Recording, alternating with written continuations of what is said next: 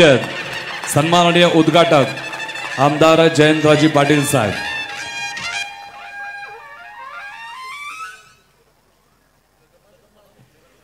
मटण शिजल्यावर किती वेळ बोलायचं या मर्यादेत राहून मी माझं थोडक्यात मनोगत व्यक्त करतो. आपल्या सर्वांचे लाडके नेते, आपल्या महाराष्ट्रातील एक निवार नेतृत्व आमदार विश्वजित कदम, मानसिंगराव नाईक भाऊ, राज्य साखर संघाचे चेअरमन PR पाटील दादा, आपल्या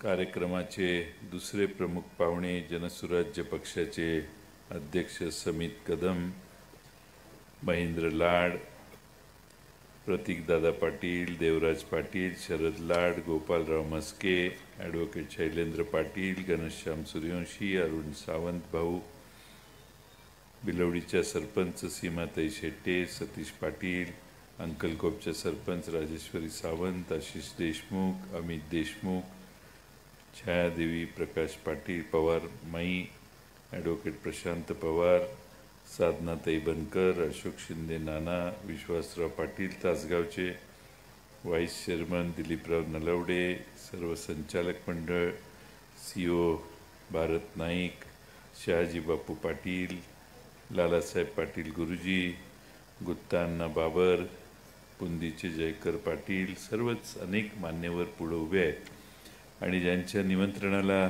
मान देऊन आपण प्रचंड मोठ्या संख्येनं आज या ठिकाणी उपस्थित आहात. ते आमचे ज्येष्ठ सहकारी आणि या मामासाहेब पवार बँकेचे चेअरमन प्रकाशराव पवार आणि बंधू आणि भगिनींनो, आज बऱ्याच कालावधीनंतर आपणा सगळ्यांना भेटण्याची संधी बाळासाहेबांच्या या निमंत्रणामुळे मिळाली.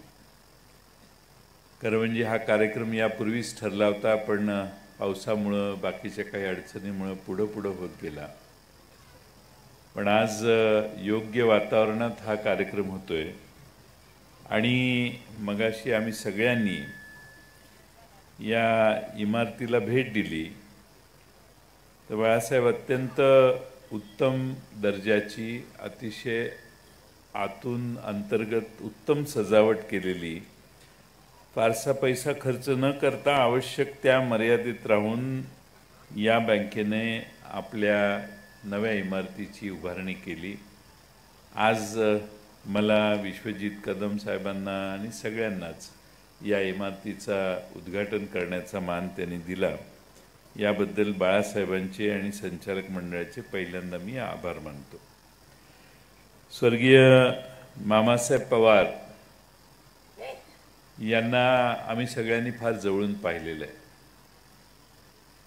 एखादी गोष्ट मनात आल्यावर त्याचा पाठपुरावा कसा करायचा हे मामासाहेब पवारांच्याकडून मागच्या पिढीने आणि आत्ताच्या पिढीने शिकलं पाहिजे. जिद्द एखादी किती असावी याचा अतिशय उत्तम असं उदाहरण मामासाहेबांच्याकडून आपल्या सगळ्यांना पाहायला मिळेल. आम्ही फार तरुण होतो त्यावेळी. याच जागेवर ही इमारत वगैरे काही नव्हती. इथं शेतात मामा असायचे. जाता येता गाडी थांबायची, गाडीत बसायची आणि आम्ही पुढच्या गावाला जायचो. कधी मामा घरी सापडले नाहीत, पण शेतात कायम सापडे. शेतीवर प्रचंड प्रेम मामांचं असायचं आणि कारखान्याचे संचालक असोत अगर नसोत, पण स्वर्गीय राजाराम बापूंना मदत करायची ही भूमिका त्यांनी आयुष्यभर जपली आणि त्यामुळे एक वेगळा ऋणानुबंध हा आम्हा सगळ्यांच्यात आणि त्यांच्यात बांधला गेला. आज तोच ऋणानुबंध बाळासाहेबांच्या रूपानं आज आम्हा सर्वांच्यात निर्माण झालेला आहे. आज एका बँकेचा कारभार करताना 250 कोटी रुपयाच्या ठेवी आहेत. 60 वर्ष झाली खांडसरी बंद पडली म्हणून बँक सुरू करावी ही कल्पना पुढे आली आणि आज 60 वर्ष अतिशय दिमाखाने ही बँक मामांच्या जाण्यानंतरही बाळासाहेब आज बघतायत. बाळासाहेबांनी सांगितलं की आता मी सोडणार आहे आणि ही जबाबदारी प्रशांत यांच्याकडे देणार आहे. मला प्रशांत पवारांचं कौतुक करायचं आहे की एवढं सांगून त्यांनी भाषणात सांगितलं की आम्ही तुम्हालाच म्हणून काम करू. त्यांनी अजिबात रिस्क घेतली नाही.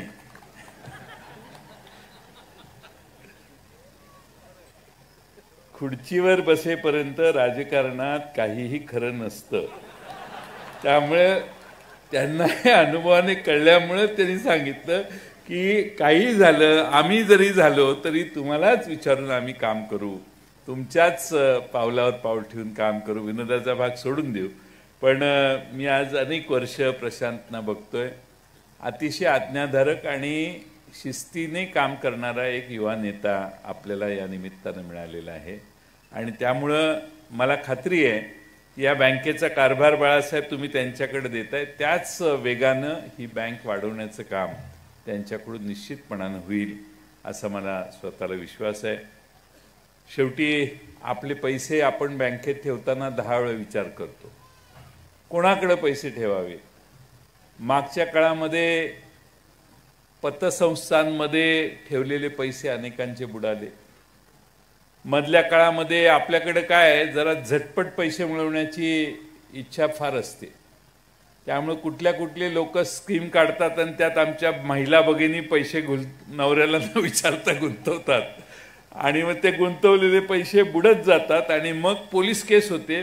पोलिसही काही करू शकत नाहीत. ज्यांनी ती पैसे घेतलेले असतात तोच लापता झालेला असतो आणि तो कधी पोलिसांना सापडत नाही. अशा आपल्या जिल्ह्यात, कोल्हापूर जिल्ह्यात, महाराष्ट्रात अनेक ठिकाणी अनेक भानगडी अशा झाल्यात. कितीतरी कोटी रुपये घेऊन माणसं निघून गेले. आमच्या भागात तर मध्ये एक बहादर असा निघाला, शेअरमध्ये गुंतवणूक करा, मी तुमच्या वतीनं शेअर मार्केटमध्ये पैसे घालतो म्हणून त्याने 100-125 कोटी रुपये लोकांच्याकडून गोळा केले. माझ्याच अनेक जवळच्या कार्यकर्त्यांनी मला न विचारता त्यात पैसे गुंतवले आणि आता म्हणतात साहेब त्याला हुडकला पाहिजे. त्याला कसा हुडकणार म्हटलं, तो सगळं सोडून निघून गेला, देश सोडूनही गेला असेल की नाही माहीत नाही. म्हटलं नाही त्याला हुडकला पाहिजे. मी म्हटलं कसं काय, पैसे 22 लाख गुंतवले, कुठून आणले? राजाराम बापू बँकेचंच कर्ज काढलं आणि काय बोंबलायचं.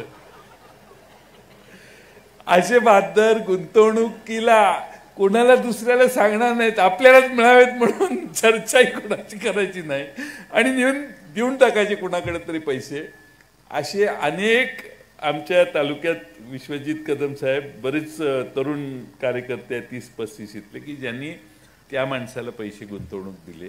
सांगायचा मतितार्थ हा की पैसे योग्य ठिकाणी ठेवायची बुद्धी होणं माणसाला आवश्यक आहे. आणि मामासाहेब पवार बँकेत आपण सगळे का विश्वासानं एवढ्या मोठ्या संख्येनं, हे बाळासाहेब तुमच्या वागणुकीचं, नम्रतेचं आणि व्यावसायिकदृष्ट्या उत्तम काम केल्याचं हे आजचं चित्र आहे असं मला वाटतं. उगाच माणसं कुठल्या बँकेच्या कार्यक्रमाला अशी येणार नाहीत. तुम्ही लोकांचा विश्वास किती संपादन केला याचं हे अतिशय उत्तम उदाहरण आहे. आणि बाळासाहेबांचा स्वभावच असा आहे की कधी कोणाला फसवणार नाहीत. त्यांच्या स्वभावातलं सगळ्यात महेंद्र अप्पा लाड, मी दुसऱ्या कोणाबद्दल असं म्हणणार नाही, पण बाळासाहेबांची मी गॅरंटी घेईन की चांगल्या अर्थानंच बोलतोय मी. बाळासाहेबांच्या गॅरंटी अशी आहे की कधीही त्यांनी समोर एक आणि मागे एक असं केलेलं नाही. अतिशय प्रामाणिकपणानं, जसं मामांच्या दृष्टीनं आदर्शपणानं मामांनी काम केलं त्याच पद्धतीनं बाळासाहेबांनी समाजातली आपली पत उच्च वाढवलेली आहे, टिकवलेली आहे. हे बाळासाहेबांचं सगळ्यात मोठं यश आहे. बाळासाहेब फार मोठं लांबडं भाषण करत नसतील. हे सध्या अलीकडच्या बाळासाहेबांचं चालले, त्या बाळासाहेबांच्या बद्दल बोलायला मला त्यांची 25शी किंवा 40शी कधी असेल त्यावेळी बोलवा, त्यावेळी मी वेगळं भाषण करेन. पण महेंद्र अप्पांच्या बद्दल माझं काही तक्रार नाही. मी बाळासाहेबांनी सरळ स्वभाव आणि प्रामाणिक स्वभाव हा बाळासाहेबांचा आदर्श आहे. आणि म्हणून मला प्रकाश पवारांचं अभिनंदन केलं पाहिजे की एवढी माणसं मोठ्या संख्येनं आज गोळा झाली. याच्यातच बँकेचं मोठं यश आहे असं मला वाटतं. मी फार जवळून पाहिलेलं आहे. अनेक वेळेला बाळासाहेबांनी ठामपणाने आपल्या राजकीय भूमिका घेतलेल्या आहेत, पण हे सगळं करत असताना लोकांची मनं दुखवायची नाहीत ही भूमिका देखील त्यांनी अतिशय चांगली पार पडली. आपण बँकेत कुठल्या पैसे ठेवायचे याला फार महत्त्व असतं. आता मी तुम्हाला तुम्ही किती गरीब झालात किंवा तुम्ही श्रीमंत किती झाला याचं एक सहज उदाहरण सांगतो. मी सहज मगाशी बसल्या बसल्या आकडेवारी काढलेली होती. समजा तुम्ही 50,000 रुपये तुमचं उत्पन्न असेल. 2014 साली सरदार मनमोहन सिंग देशाचे पंतप्रधान होते. त्यावेळी तुमचे 50,000 रुपये घेऊन तुम्ही अमेरिकेचा $1 खरेदी करायला गेला असता तर तुम्हाला 61 रुपये 92 पैसे मोजावे लागले असते. म्हणजे 50,000 रुपयाचे तुम्हाला $807 मिळाले असते. आता तेच 50,000 रुपये घेऊन परत $1 खरेदी करायला जर तुम्ही गेला, आता मी 10 तारखेचं घेत नाही उदाहरण, 10 तारखेला 87 रुपये 25 पैशाला $1 मिळत होता, 95 पैशाला. आता आज 11 तारखेचा लेटेस्ट आकडा 86 रुपये 72 पैसे. म्हणजे 50,000 रुपये तुम्ही घेऊन गेला तर तुम्हाला जवळपास मित्रांनो $576 रुपये, फक्त $576 मिळतील. म्हणजे $230 14 सालापासून 24 सालापर्यंत प्रगती काय? तुमच्या खिशातल्या 50,000 रुपयाची किंमत $230 ने कमी झाली. म्हणजे 20,000 रुपये तुमचे कमी झाले. म्हणजे आजचे 50,000 रुपये तुमच्या खिशातले 29,000 काहीतरी, म्हणजे 30,000 रुपयाप्रमाणे झाले. मला हे तुम्हाला यासाठी सांगायचं आहे की 50,000 रुपये कमवणारा तेव्हाचा माणूस त्याच किमतीला बाजारात घेऊन गेला तर आज तो 30,000 रुपयाप्रमाणेच त्याची व्हॅल्यू आहे. हे का झालं तर आपलं सगळ्या रुपयाचं अवमूल्यन अतिशय वेगानं झालं. त्यावेळी 30 सप्टेंबर 2014ला 61 रुपये 92 पैशाला $1 मिळायचा. काल 10 तारखेला 87 रुपये 95 पैशाला मिळायला लागला. म्हणजे 88 रुपये 87 रुपये. ही अधोगती किती झाली याचा विचार करत असताना भारतीय अर्थव्यवस्थेमध्ये प्रचंड मोठ्या प्रमाणात आमच्या रुपयाचं अवमूल्यन झालं आणि अवमूल्यन जगाच्या बाजारपेठेत झाल्यानंतर आमचा रुपया $पेक्षा जरा कमकुवत झाला. आम्ही या देशातलं उत्पादन वाढवायला लागलोय. आमची लोकसंख्या जास्त आहे. आमचे युवकांची संख्या जगाच्या पाठीवर हा युवा देश आहे असं आता समजलं जातं. तरी देखील एवढी खटपट करून देखील, आणि जगात आता आम्ही गुरु असल्यामुळे खटपट करून देखील आमची ताकद रुपयाची वाढत नाही. याचा अर्थ आमच्या अर्थव्यवस्थेत काहीतरी कमतरता आहे का याचा देखील विचार अतिशय गांभीर्याने आपण केला पाहिजे. सगळं चांगलं चाललेलं आहे.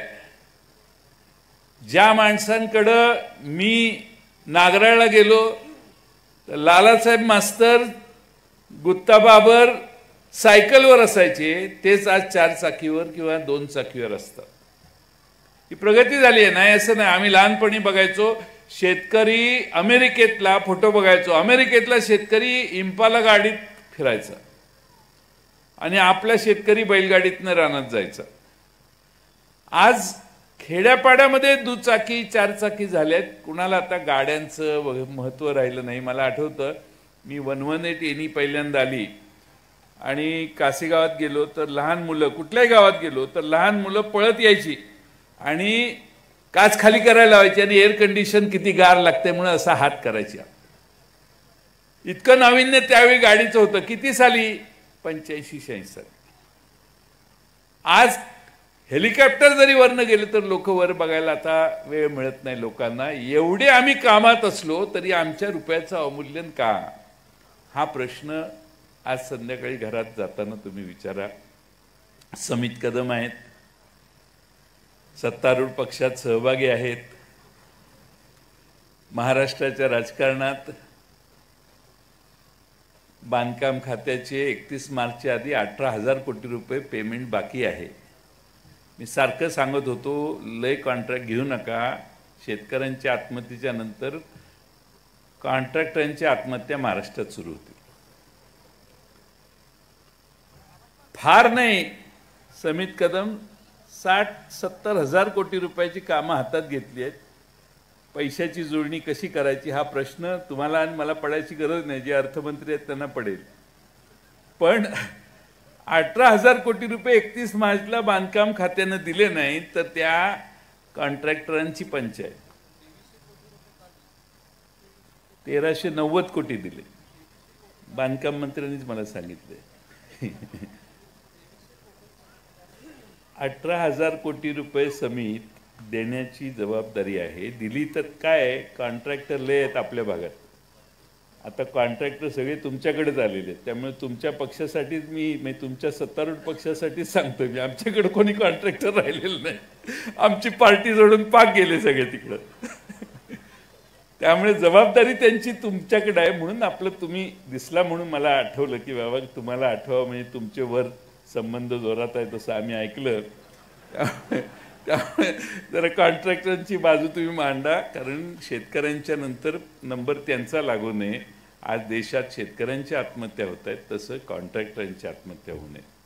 पण मी हे यासाठी सांगितलं हे उदाहरण की सरकारने खिशात असणाऱ्या पैशापेक्षा जास्त मोठ्या प्रमाणामध्ये खर्च करायचा सुरुवात केली आणि सरकार डिफॉल्ट व्हायला लागलं, सरकार थांबायला लागलं की मग देशाच्या अर्थव्यवस्थेत, राज्याच्या अर्थव्यवस्थेत अनेक प्रश्न तयार होतात.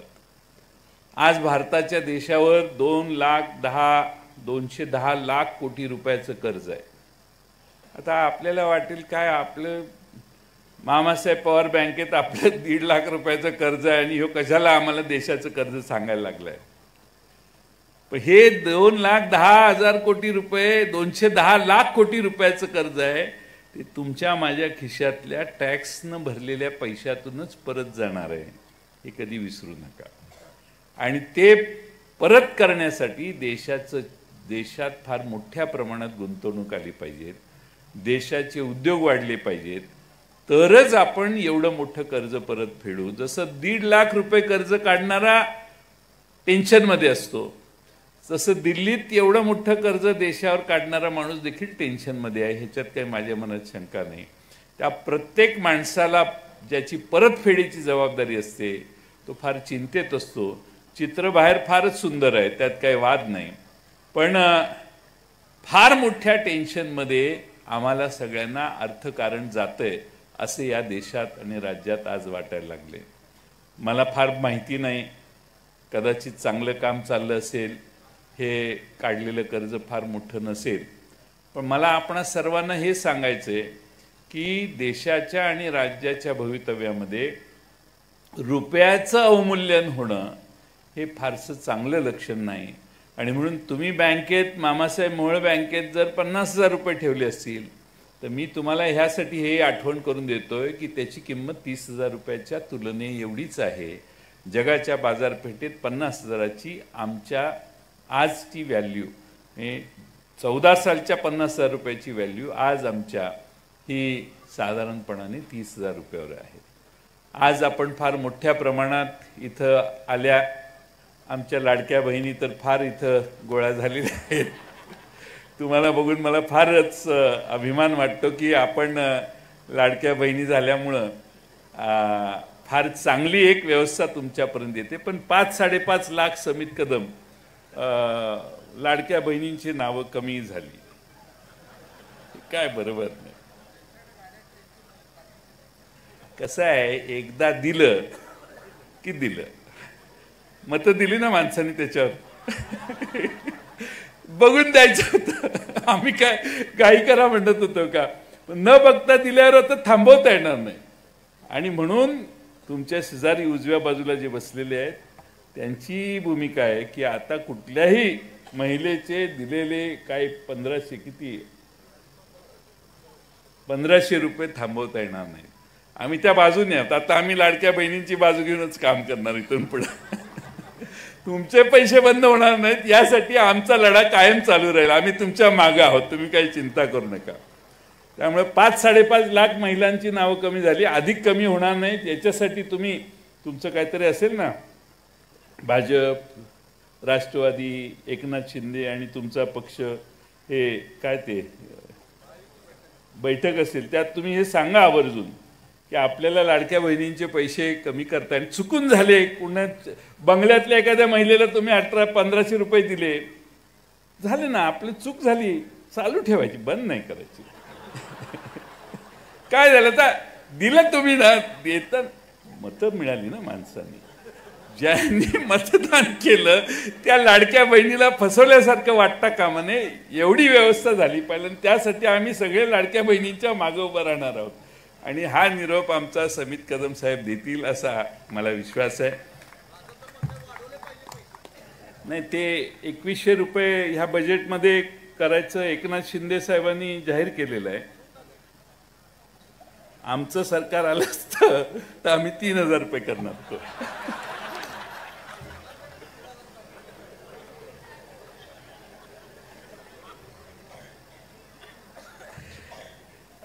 आज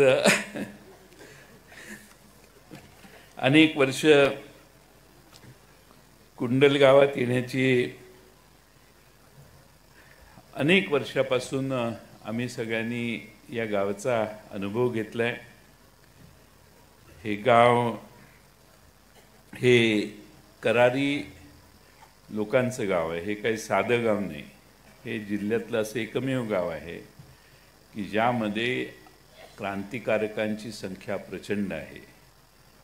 आणि ब्रिटिशांना वाकवण्याचं काम या गावानं केलं. आज जी.डी. बापू असतील, आबासाहेब लुपणे आजही हयात आहेत, वय जास्त झालेलं आहे.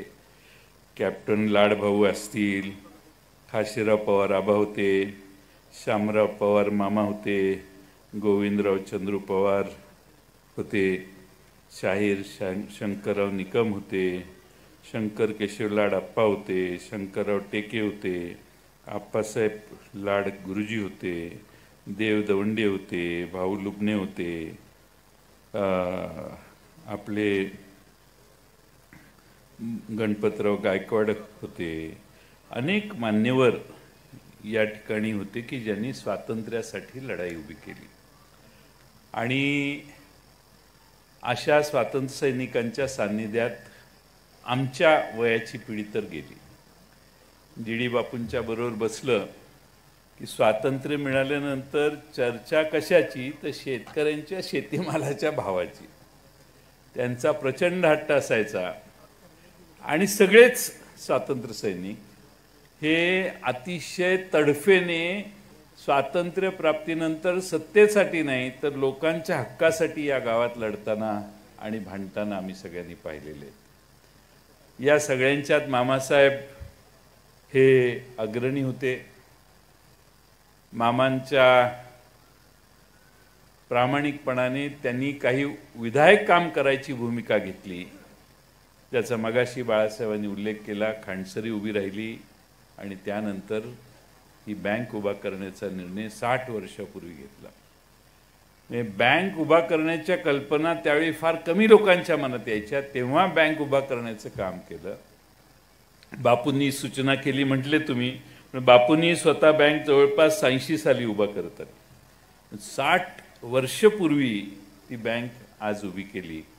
मी प्रशांत पवारांना एवढीच विनंती करेन की ही 250 कोटी रुपये ठेवी असणारी बँक ही पुढच्या 10 वर्षामध्ये 3 ते 5 हजार कोटी रुपयाच्या ठेवीची बँक झाली पाहिजे.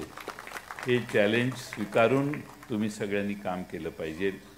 शेवटी आपल्या विस्तार जेवढा होतो तेवढी आपली खंबीरता वाढते आणि त्यासाठी तुम्ही सगळ्यांनी, बँकेच्या संचालक मंडळांनी, सर्वच सभासदांनी ही बँक वाढेल कशी आणि याचा आणखीन मोठा वृक्ष कसा होईल, याचा परीघ कसा वाढेल, हा प्रयत्न आपण सगळ्यांनी केला पाहिजे. या गावाच्या, या बँकेमुळे या गावाची आठवण महाराष्ट्रातल्या वेगवेगळ्या गावात व्हायला त्या त्या ठिकाणी जाऊन आपण शाखा उभ्या केल्या पाहिजेत आणि ते काम निश्चितपणानं आपण सर्वजण कराल. मामांची 110वी जयंती आहे, याबद्दल मामांनाही आदरांजली वाहतो. आमच्या या जिव्हाळ्याच्या कार्यक्रमाला आपण सगळे आलात. शिजलेलं नाही असं मला चिठ्ठी आली आहे म्हणून मी मगाचपासून बोलत होतो. तुम्ही काही जण उठायला लागलाय म्हणून मी आपल्या सगळ्यांचा सल्ला मान्य करतो आणि बाळासाहेब पवारांना मी पुन्हा एकदा त्यांचं अभिनंदन करतो की त्यांनी एक अतिशय चांगला आणि डोळ्याचं पारणं फिटणारा हा कार्यक्रम या ठिकाणी या बँकेच्या निमित्तानं घेतला. आम्हा सगळ्यांना बोलवलं, त्याबद्दल बाळासाहेबांचं, सर्व संचालक मंडळाचे आभार मानतो आणि माझे 2 शब्द पूर्ण करतो. धन्यवाद. धन्यवाद आदरणीय साहेब. आभारासाठी वसंत सावंत यांना मी आमंत्रित